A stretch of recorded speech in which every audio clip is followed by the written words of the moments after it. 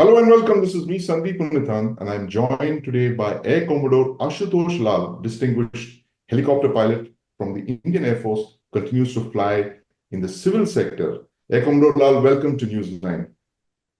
Thank you, Sandeep. Thank you very much.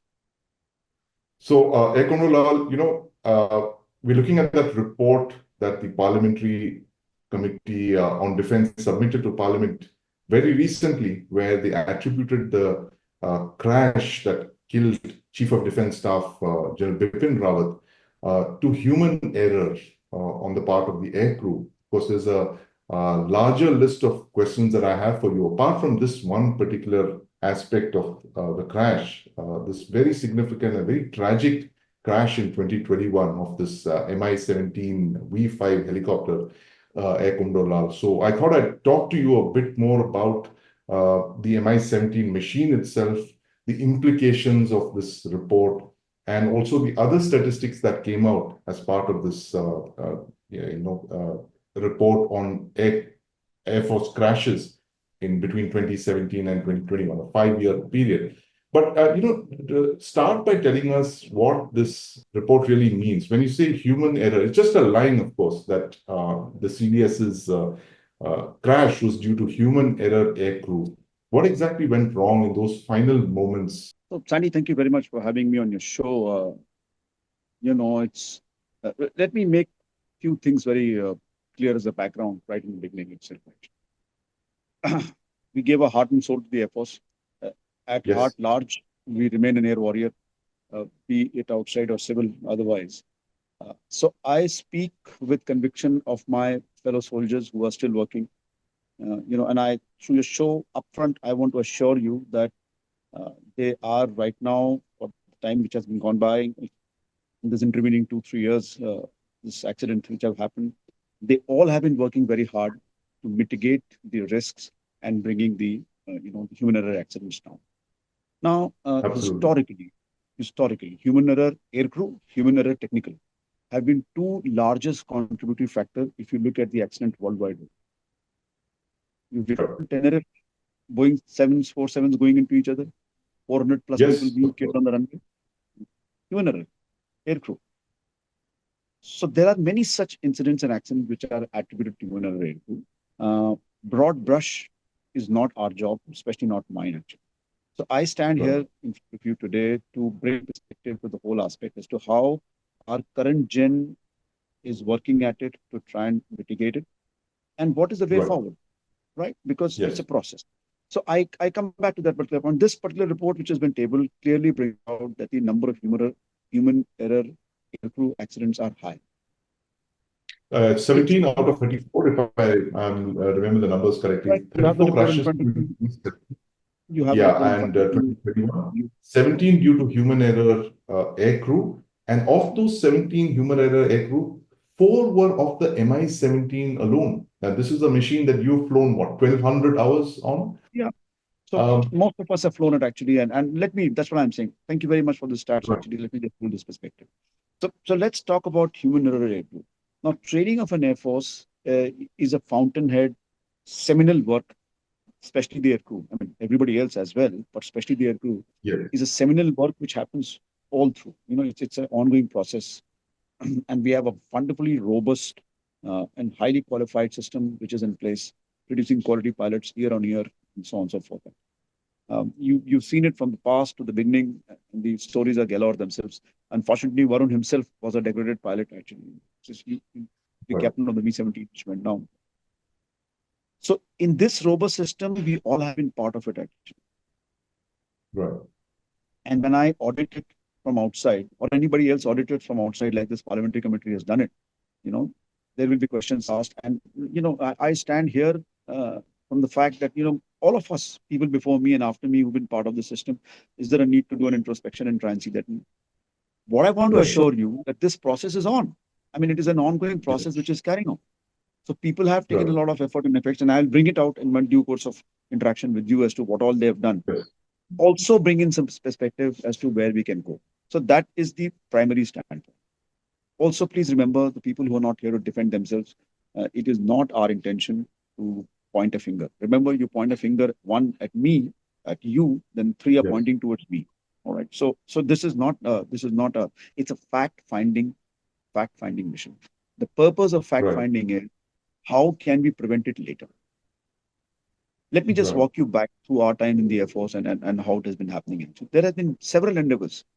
Human factor HFACS, as it is called, is a Yeah. science, is the vertical of the human flight safety science, which has been brought into the Air Force for a very long time. We've established Hmm. it, we've perfected it as to how the human, because machines are very capable. Unfortunately, the Yes. limitation working out is human. Spatial Right. disorientation, which is one of the causes being reflected in many of these human error accidents, is a Yes. folly of human body. The Yes. conflict The between human the body sensory, cannot keep up with the machine. Absolutely. the conflict between the sensory perception of the human Yes. senses vis-a-vis what he's experiencing is that conflict is a spatial disorientation. So it is a Right. Which is limitation what of happened human. in the Rawat crash. This is We will exactly come what to it. happened So, in.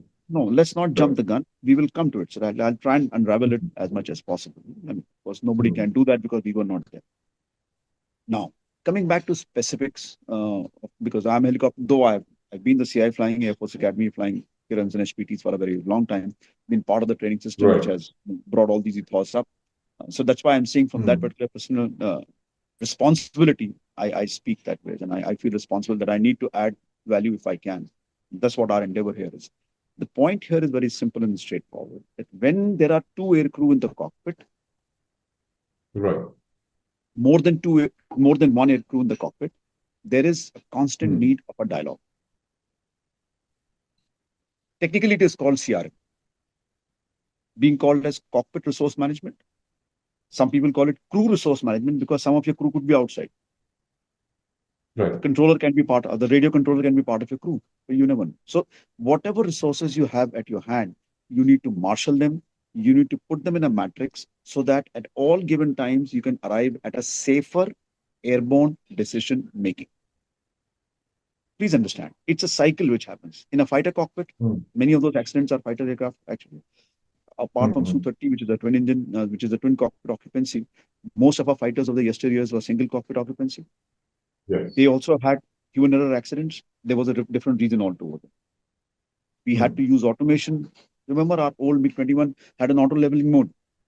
It was the part of the procedure that if you are feeling disoriented, you press that auto level so that at least the Right. aircraft levels out and then you see. So there are mitigation strategies which were made platform wise, Hmm. scenario wise, mission wise, at low level, at medium level, at high level.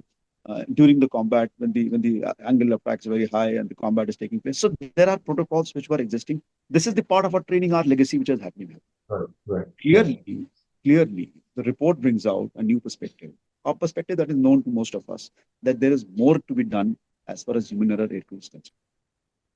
Right. Now, in the intervening years of what that accident happened, I will come to the accident per se a little later. But please understand, in the intervening years when that accident has happened, a lot 3 years. has been done. 3 years now. Yes. A lot has been done in the Air Force. To my, we talk to our colleagues, Right. and that's what I understand. So I want to assure your viewers that it is not that this report has been studying the data of that year. The work has gone into progress. The improvements must have been made. The Air Force is flying year on year. We are doing Vinard. We are doing everything else. Absolutely. So all that. So So the so Air Force came out with a report in January 2022 itself that attributed the cause to spatial disorientation. So one assumes that in the last 3 years, a lot of this would have already been put into place. so So give I us an am idea trying. what kind of. I'm trying to put forward that crew resource management or cockpit resource management from all possible and angles have become a science, and that science has Right. come into the RR Air Force. Actually, there are many mitigation factors. Way back then, we used to have something called an operational risk management matrix, ORM. We Right. try to come forward with that. We would quantify the risk from a scale of 0 to 10, become subjective to objective, Hmm. and then arrive at a total score. If the score was higher than something, then a senior will authorize the flight. You'll have to go to flight Right. commander and you'll have to brief you. Be careful for this, go there. Actually. If it is very high, then it could only be authorized by CO or the AOC or the COO, one of the senior high authorities. That means if the risk content of the flight is higher for A, B, or C Hmm. reasons, then it needs to be quantified, it needs to be brought to the product. The system has to kick in. The system was Right. in place. We used it. But like all system, there is a cycle of each system's life. At some time it is at Mhm. prime, then it, maybe taking a dip and comes back again, whichever way. So there are many mitigating factors and strategies which are adopted. The training on CRM actually took off when ALH Mark III was inducted. Right. Right. To be So very honest, explain, Ekundu, explain to our viewers what CRM really means. Break it no, down. Simply, what does it really mean? simple words, the cockpit resource management, or in larger sense, the crew resource management, is a set of protocol, procedures, and checks and balances, wherein the crew works as a team. Now, this team is required to acquire and retain something called situational awareness, which Right. is, simply put, a three-dimensional awareness of the machine with respect to its immediate dangers and threats around it. All right. So, with the help of this protocol, that means when I have got airborne and my height is less than 500 feet, and I declare the cockpit as sterile cockpit. That means all work inside the cockpit stops, all eyes are outside. We are looking for terrain, bird, clouds, whatever, what have you not, obstacles. Okay. If I, as a crew member, have to do something head down, I say, I'm head down, sir, look outside. It's a protocol. I'm head down doing something on the flight management system, or tweaking my nav computer and whichever way. Other person is looking outside. So it's a Right. set of known protocol. When I Right. change the parameters on my instrument, something I call out. It is acknowledged. So simply put, it is called challenge and response procedure. Right. I challenge, the other person responds. I change, other person cross checks. So in Hmm. this way, we always maintain a three-dimensional orientation of the machine. Now, please note, So this was not being helicopter. done earlier. This is a No, recent phenomenon. no, This no, training no, of no, sir. CRM. No, no, sir. The phenomena has been known all the while. In the Right. Mi-17, there is crew of three. The crew chief, the flight engineer is sitting in the center. The gunner is sitting at the back. He's not in the cockpit, but he's part of the crew. Two pilots sitting up front. A constant dialogue is going on between them throughout. It has been matured through our training from Mi-4s to Right. Mi-8s to Mi-17s to Mi-35s to Mi-26, what have you now. It has been matured. But the point I'm trying to bring out is it's an upgrading science. Hmm. Why? What has happened is earlier machines were non-automated. Non-automated. Now we have brought Right. automated machines. Now the machines have become automated.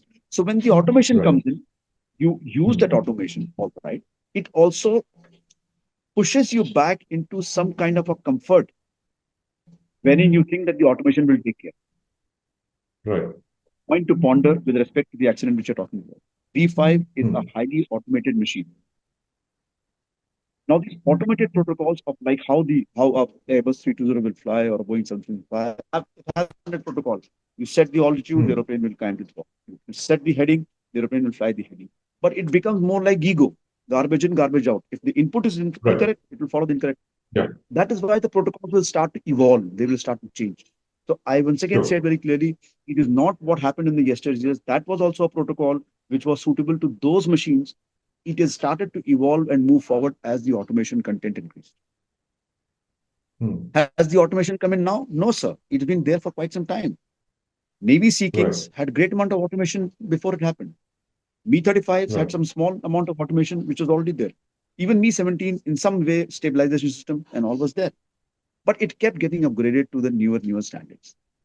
So when Hmm. those standards changed, there was a need, obviously, for the procedures, protocols, systems, arrangements to also change. Challenge response call outs, as we call it. We have a standard call out system. We call out, check. When I call out a check, the pilot who's carrying out the check responds. Right. Then I challenge him. Has it been done? Yes, it has been done. That is when two Boeing 747s will not take off towards each other. Or that is when an Right. aircraft on approach will not happen that way. Or somebody will not So you're set a saying wrong height. that, right. This has been instituted post 2021. These checks and No. balances. So once again, the checks and balances were already there. The upgradation Right. process is going on. Okay. Now, the point is, Right. how do we upgrade? How do we upgrade? Right. When the pilots go abroad to train with the other forces and get back, they get input from there. We upgrade. When we use a simulator, we upgrade. One unfortunate thing happened with the Mi-17 V5 was, as perhaps was brought out Yeah. earlier in some of your clips actually, that the simulators Yeah. came in later. The aeroplane Right. started So to which fly. year Mi-17s come in then? For the benefit of viewers, tell us the Mi-17, which year we inducted the V5s. That's I about a my decade ago. Yeah, my memory would stand me good because I think the V5 would have been inducted sometime in 2014, 13, perhaps. Right. Right. And I how's would the V5 different from the Mi-17? What are the Right, differences in these two right, machines? right. Good question, Sandy. Thank you. So the Mi-17 was essentially an aeroplane which had, so to speak, auto Right. stabilization, which was the requirement for it to do that. In some very small way, you could hold that stabilization and and then do that. Hmm. The demand of the new machine is that I should be able to command the aeroplane, fly a heading, to fly a height, to fly a speed, more so to fly a navigation track with my navigation system. Is it something new? No, sir. The transport aircraft have been doing this ever since. They had Right. analog systems for doing that. But the V5, the genesis of V5 being, and it's very interesting to note that the Americans could not sustain Afghanistan using Black Hawks, expense, and Chinooks, Right. expense. Hmm. They wanted a cheaper machine. Irony, Hmm. they had to go back to the same mother Russia, pick up Mi-17 from there, but told them, boss, we cannot fly these dials. We are used to, automation. So give us something automated. Last couple of yes. That's the glass cockpit version of Mi-17, which became Mi-17 V5, V5 in Russian, Right. which came onto Afghanistan 2010 or so and flown extensively. People are perhaps not aware that American and Canadian pilots have trained themselves in simulators at Ukraine and have flown these machines in Afghanistan extensively. Remember, Absolutely. In fact, Ekumar, sorry to interject, but I remember the site when my only visit to Pakistan, we landed in Chaklala Air Force Base. We were part of the foreign minister's visit, 2010, I remember. And this was when the mhm, war in Afghanistan was on. I distinctly remember looking out of my window and taking a picture of a row of Mi-17s that had been bought by the Americans from the Russians. They had been sent back to the United States, refurbished, and were flown back to Pakistan, Chaklala, of course, and that in a Soviet-built heavy lift aircraft. I think it's an IL-76. So I no, just, it was an extend AN-124. That was an Antonov AN-124. 124. That's correct. Yes, yes, the heavy lifter. And so these were Mi-17s that were refurbished by the Americans for the Afghan Air Force to operate in Afghanistan. So that's the So that is quick, the genesis. Yeah, that is the genesis yes, of V5, and that V5 came to our Air Force through that very modern, very good contract, and no doubt about it. I've right. flown that machine. Uh, I've had the privilege to sort of oversee their operations in my previous appointment. We have Uh, what, 100 of them in the Air Force? 100 V5s in I think the the first Air Force? contract was 80, and then there has been some follow-on contracts. So I will not be able to, and it is not right to go into numbers because the Air Forces have requirement of Sure, keeping the sure. numbers where No they are. problem. But this Open is source, you can literally the check. But workhorse. The V5 is the workhorse of the Indian Air Force, and of course, yes, the so Army all as well. Yeah, all the older Mi-17s are now getting life constrained, Right. obsolescence. And, so V5 is going to be the next. Is going to be it is, and it's going to be there for next foreseeable time. Let's say 5, 10, say, Two 15 decades years at least? till the time Yes, 10 to till the 15 time HUL years. produces IMRH, and the cycle has just Right. started. So so who knows Right. how it will happen. And also the V5 Air Control is also the VVIP transport, which transports the president, the prime minister, the defense minister, all of our, because we Yeah, don't but have a I mean, VVIP chopper. yeah, we don't have a V. You are absolutely right. You are very right that V5 is the fleet which handles the very very VIP important persons movement in our country. It's happening that Right. ways, and it's a very capable aeroplane. There's no doubt about it. Like I said, There's no what doubt. exactly it But has? back to the point that you made about the simulators, where the machines coming in 2013, 14, and the simulators coming after that. How did that come about? And was there a delay in the So, procurements? let me try and build that point up actually. So just understand that a V5 can be identified by a different nose of the aeroplane. You can see, have a look at Right. it actually, because the weather radar and all of the automation is kept in front. And the Yes. classic chin windows, sort of a glass windows of a Mi-17, that bulbous nose is not there. It's a little forward-looking, sleek nose, which the V5 will have. This automation, what does it do? It can hold a height. It can command to a height. You can command the aeroplane to descend at a particular rate or climb at a particular rate Right. automatically, Right. hands off, absolutely hands off. So this is where how it started to fly. Now this requirement has come about not because of, like I mentioned, whims and fancies of some American pilots. That's not the point. The point was that the aeroplane has to negotiate some flight rules, some flight Right. conditions.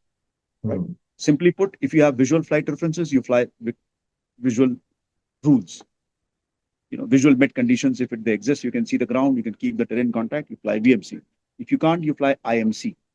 So IFR rules means that you will have to obey the directions of the controller and fly Right. as per his. Just the Hmm. same way how the Airbus departs from international airport at Delhi and comes to Mumbai.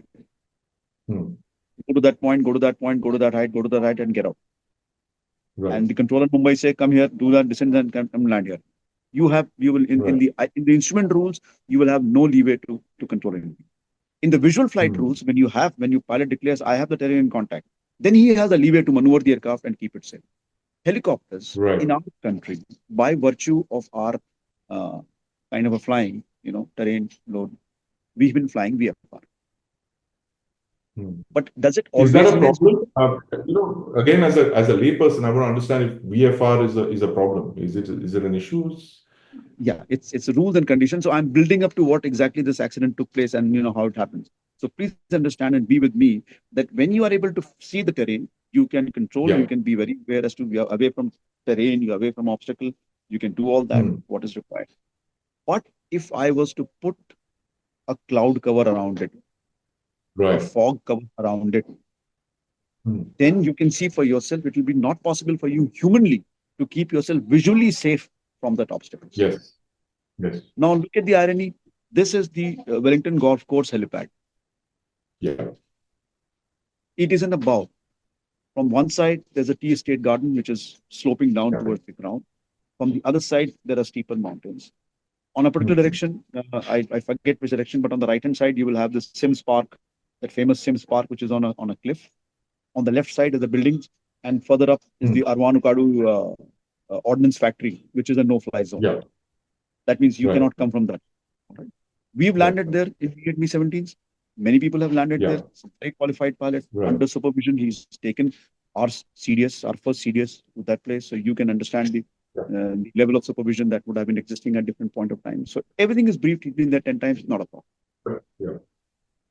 But it can happen to any one of us that when the visual Right. flight rules change to instrument flight rules, you lose the Yeah. references.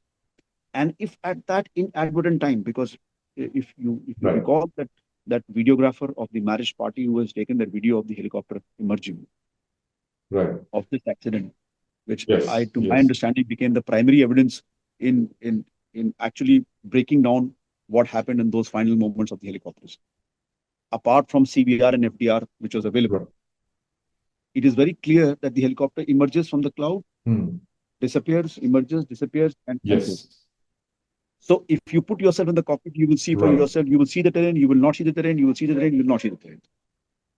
Right. In this kind of an in and out situation, this is Yeah. called inadvertent IMC. That means I have not planned for it perhaps, but it has happened. Right. The protocol of CRM of new generation, what I'm talking about, Yeah. deals with all these aspects. Right. I'm IFR, I'm IMC, this is my protocol. I have to break grounds and I have to become visual. Okay, this is my ground, this is my protocol. If I am inadvertent, that is my protocol. The training is that way. Right. So if Right. I'm on instrument completely, I will follow something. I'm just giving you example. I mean, without complicating things, I could follow something called minimum safety altitude. I will not descend below this. I know from the map and from my GPS, the highest terrain in that area is, let's say, 6,000 feet. I will not Right. descend below an additional margin over that. I will not descend below that unless I make contact into that. When I make contact, then I will descend down and come back. There's a very famous story about in our circles, in the Air Force circle those days, a US aeroplane arriving over Gwalior to land. Hmm. But Gwalior was reporting visibility of less than 5 kilometers, Right. which means he's now instrument ruled. So the pilot can see the runway, Hmm. but he was under IFR. He said, "Sorry, I'm under IFR. You will have to get me down in the letdown. I cannot change my flight plan." This was Right. being Right. protocols. So this protocol is the important aspect which needs to be seen. That is the change which has happened over there, which I will now walk you through from 2022 to what has happened till now. Right.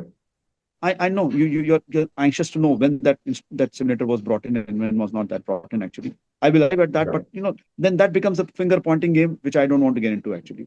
I want to Okay. tell you that when that simulator is now functional at two places, in Sarsawa, Hmm.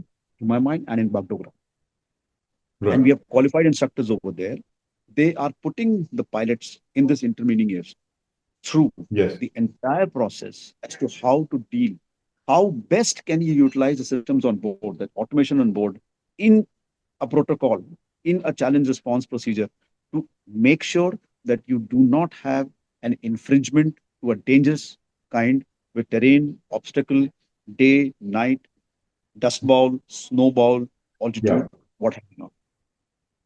Right. So, Ekamrullah, I must ask you this, given the fact that this could really happen to anyone, we had some very good pilots flying that helicopter, but clearly there seems to be a requirement for more training, you think, more simulator experience, more, creating all of these conditions that you would normally never see possibly in a real life operational scenario. So what would be your recommendations, given the fact that you've not only flown 8,000 hours in the Air Force, but you are also flying currently, even as we speak, you're a pilot, you're flying to Right. the offshore rigs in Mumbai, and you've been doing that for a Right. number of years. So, what are the learnings that we can actually get from the civil side of things? I mean, how is the training there? Is there some kind of civil military fusion that you could recommend for us? Right. That's a very interesting question. This is the start of this particular video which I spoke about. Yeah. Thank you very much for bringing this perspective. So we have understood this fact as to how we have improved in the Air Force and what we are doing right now.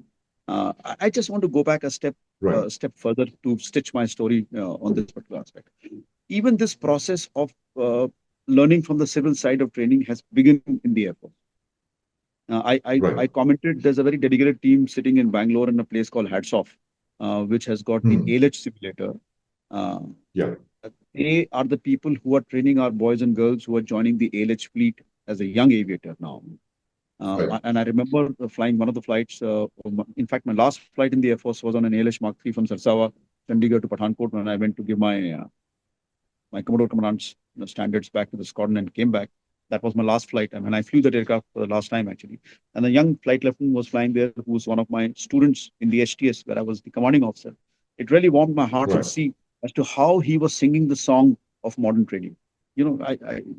Although it was the eve of my leaving the service, but I was so immensely proud of the fact that is a young boy who's completely speaking that entire. So we started that process much earlier, 2018, 19. I remember from Shillong, I would go down myself to Hats Off. I trained myself over there. I retrained myself over there in these procedures. I do two of my instrument ratings on the civil helicopter, the civil version of ALH there itself, actually. Just trying to learn and Hmm. understand these protocols. And from Guwahati Airport to Shillong ALG used to be a standard route of helicopter where our VIPs would fly. Right. And they would fly, the youngsters would fly, irrespective of weather, time of the day or night, using those protocols. So that Hmm. process had already started. Now that it Right. is getting momentum and everything else being strained up, people they will become senior in ALH and they will transit to V5. So this process will continue and will become a station. In fact, to be very honest, there are generic simulators available in the Air Force. There is a simulator Right. in Air Force Academy. It's called the Disorientation Simulator, DISO. Yes. That simulator can be used to bring in this about the aeroplanes in which there is no simulator. So there are strategies Right. available that can be done, Yeah. and I'm sure it is being done in whichever small method that is happening. Right. Now, talking about this civil military fusion, which you said, it's something. This is what has got me thinking, and we've been working on this very hard. I trained myself. I Yeah. certified myself as a CRM instructor. I take Yeah. classes for the civil fleet. So there is a Right. training system in the civil fleet, in the civil side, which has been taken from FAA and EASA, the two agencies of Yes. American and European origin, and has been brought into our DGCA. So all civil pilots who hold an instrument rating are required to go through a set of recurrency training. Right. If that doesn't happen, your rating lapses. Now, what exactly is Hmm. happening? We are not talking about quantity of training. We are talking about quality of training. There is a Quality of mandatory training. requirement for you to go to the simulator and do that. In the simulator, you're required to fly VFR procedure. You're supposed to fly the Hmm. IFR procedure. You're supposed to undergo a test, a pilot progress check test. So in that test, all the emergencies which you have never been able to do on the aeroplane, you will get to do that. Exactly. Your rudder will get Right. stuck, your aeroplane will fail, your engine will fail, you will rushing into some place, and that is where, in fact, those are the big things. Let's say under the instrument, you start an approach on instrument, and the instructor will keep reducing the minima, putting you into Right. dilemma. He will fail Right. something. He will fail something Yes. else. And he will put dilemma onto you for you to resolve that dilemma within the crew resource management and take a safe action. Right. And this is already This is being done in the airport, in the civil. In the civil. in the civil. It is You need now to in the introduce this civil. into the airport. So it is being Right. migrated now, like I mentioned, through HATSOF Right. and through the simulator in our V5. It is being migrated to Right. our community. I mean, when I say our, pardon my saying that, Yes. still feel my haircut tells me that still part of that. so Right. so R means that it is now been translated to R. Now look Right. at the entire thing, that Indian Navy has recognized this, Yes. and Indian Navy has reached out to us for training their Yes. pilot on CRM. Right. I come from the community of Rotary Wing Society of India. Our chairman Yeah. is Air Marshal Botola, who's himself a very acclaimed test pilot and helicopter pilot. Chief of Air Staff Right. is our patron, right? We just had a seminar back in Delhi. Our minister came and he brought it very forward that look, it's Yes. the same national asset to make it Viksit and Surakshit Bharat. There is a need to fly helicopters, how the helicopters need to fly. So a lot is happening over that side. But look at Indian Navy. Indian Navy has come forward and has asked us to train their pilot on CR. On the lighter side, Right. Pentagon can have Right. civil instructors, advisors. Yes. I'm not even talking Right. about Kelly McGill, Aka, Tom Cruise, Hmm. Top Gun, who was the instructor in Pentagon. But I am just Yeah. talking about the simple fact is that we need to cross-populate good practices from one to the other field. So we've seen the other Right. side, and we are seeing this side here. We can bring in that Yes. periodicity, we can bring in that refinement, we can bring in that structure, that architecture, how to deal with that. For example, you said offshore Right. flying, 4 monsoons, five Yes. monsoons we have seen. So the monsoon flying, as long as the visibility is 1 kilometer in Juhu, it never stops. Right. It could be raining, it could be whichever way, it never stops. But there are strict protocols, and we have passengers on board. AW139 carries 15 of them. We have passengers on Right. board. There is strict protocol that when you descend to that height, you can't do that. Just Right. one simple point, just one more point actually. We need to Right. move forward and get more systems in place. For your information, Yes. helicopters in Nordic countries like Norway and everywhere else, they fly something is called PINS approach, point in Right. space approach. The navigation system Hmm. on board aeroplane is so good that you can have a radio navigation procedure, RNP PINS approach Yes. published, like an ILS approach, and the helicopter can cut through cloud and arrive at a safe point from where, if he makes ground contact, he lands. If he doesn't make, he goes around. And this is all Right. inclusive. This needs to be Hmm. published by the Air Force. Need to have a look. We have the capacity to build this chart. We have people who can build this chart. We have the DGCA, which AI, we can shake hands Hmm. with and ask them to do that. I was surprised. The Norwegian instructor told me in small country like Norway, they have 400 charts for pins approach. India has none, Right. zero. So if Right. we had something, just imagine if we had a pins approach for Wellington Gymkhana helipad, you can have a pins Yes. approach for a hospital, for a rooftop helipad, for a simultaneously non-interfering operations at an international airport. None of Right. our airports are doing this SNI, simultaneously non-interfering approaches. You're a helicopter, you stay Right. there. When I have time, I'll call you, Right. I'll make you land because my fixed wing is going. They think in these Right. aspects. So there is a need for a handshake between civil and military to do this and get this pins approach. If there was a pins approach, the V5 was fully capable of carrying out that pins approach. The pilots could have been trained and they could have done that pins approach. We could have been safer. It can again happen Right. because every year you will have to go and back land over there. The weather in our Right. country is not going to improve. Winters have their own problems, summers have their own problems, pre-monsoons have their own problems, regions have their own problems. So the time now is the aeroplane is capable. We have bought the Yes. aeroplane which is capable. We have the pilots which Hmm. are also trained, but you need to publish the chart. So these Yes. are the measures that we need to go forward. So please look Yeah. at civil expertise, try and shake Right. hands, try and get more some, we can always come forward and talk about it as much as possible in such seminars, in such places where we come and shake hands. Right. Squadron reunions. When people go to visit the Hmm. squadron on the reunions, apart from joy and laughter and mirth and camaraderie and bonhomie, there could be a professional event in that. We could speak about things Right. that what we have seen and learned and done that. We could structure it because remember, in the Air Force we work on standard operating procedure, which is approved by the highest. So just by speaking, it will not Right. make a difference. We need to structure it, Hmm. organize it so that it trickles down. Right. So I believe that there is this scope of adding value to the existing procedure Yes. Right. in terms of addition, and second is in terms of audits. There is a Hmm. need to audit it from a professional point of view. Would it surprise you that one of our man, Group Captain Ugandar, is the DG of the Aircraft Investigation Board with Ministry of Civil Aviation? He Right. has all data available with him on the civil accidents which have taken place, and statistics are galore. Would it surprise you in civil field? We are no better. Average age of fatal pilots 51 years.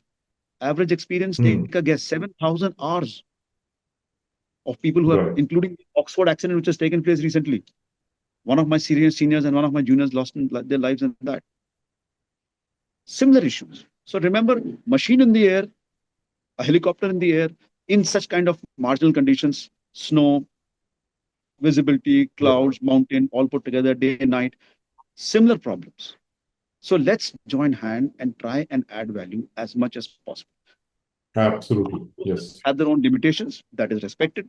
But in whichever way, small way it is possible, we can add value and we can do that. And as I said, Indian Navy has already started this process and they already have asked us to come and train their pilots on CRM aspect and do that way actually. So Right. this is where Absolutely. I try and stitch the whole thing.